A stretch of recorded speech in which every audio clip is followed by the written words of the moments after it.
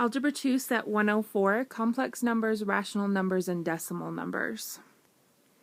So complex numbers are in the form of this, where you have 4/7 plus square root of 2i.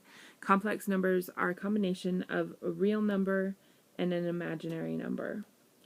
So they are in the form of a plus bi. A and b are real numbers.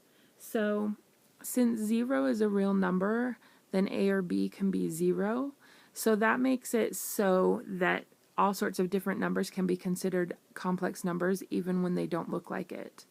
So if we let b equal 0, then numbers like this, 4, 3/4, -5 square root of 2, or -19/3, all can be considered complex numbers because their imaginary counterpart would be equal to 0.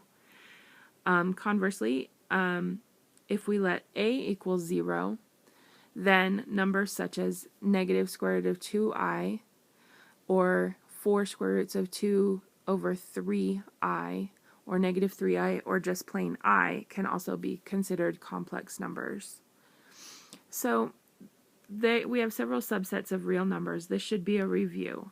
So the first subset would be the counting numbers, which are 1, 2, 3, and so on. They're also called natural numbers. After that, we have the whole numbers, and whole numbers are just like the counting numbers except that they include 0. The integers include positive and negative numbers, so you have all of the negatives, 0, and all of the positive numbers. And then we have rational numbers. So a rational number is any number that can be written as a fraction. So that includes all of the numbers that are between the integers. So like 1/2 or 1/3 or 7 and 5/6. And then we have irrational numbers. Irrational numbers are numbers that cannot be represented exactly with decimals, containing finite number of digits. So those would be the numbers that have decimals that go on forever.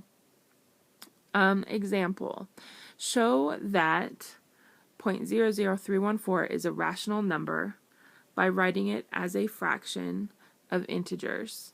So the way that we write this as a fraction, we take 0.00314 and we can multiply that by 10 to the 5th power. Multiplying it by 10 to the 5th power is going to move that decimal all the way to the right. But again, you have to multiply it by 1, so 10 to the 5th over 10 to the 5th. So that gives us 314 over 100,000, which is a rational number. You could reduce it, but this is sufficient for showing it as a fraction. Let's do another example. Show that 0.00000623 is a rational number by writing it as a fraction of integers.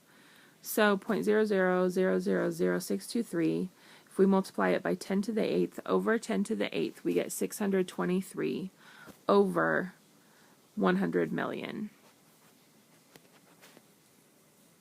Okay, if you have a bar over any of the numbers in your decimal, that means it's a repeating decimal. So 0.01623 with a bar over the 2, 3 means that the 2 and the 3 repeat forever. Also, if you have 1.0031543 with a bar over the 543, then that means that the 543 repeats forever. So these, even though they go on forever, they're rational numbers and they can be written as a quotient of integers. So we'll show how you can write it as fractions. So 100 times, so if we took 100 times a, that's going to take the decimal and it's going to move it to 1.6. So 1.623232323. And then if we put a underneath it, you can see that the 232323 repeats as well.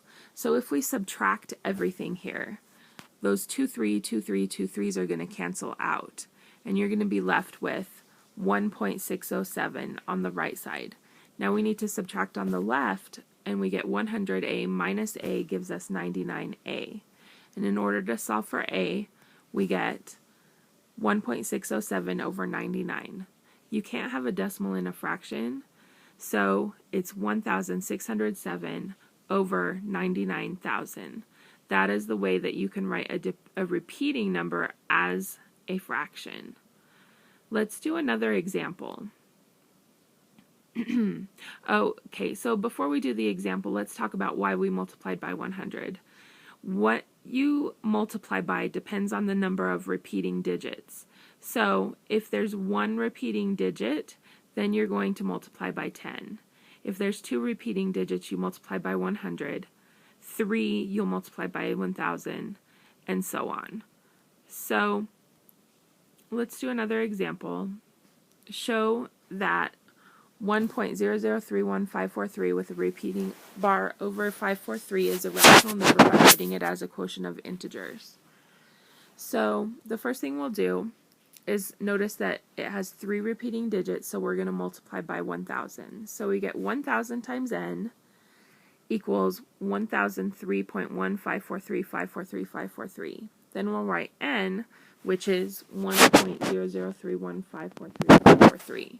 We'll subtract those, and we end up with 999n equals 1002.1512. Then we divide by 999 and then get rid of the decimal. So we get 10,021,512 over 9,990,000. Okay, another example.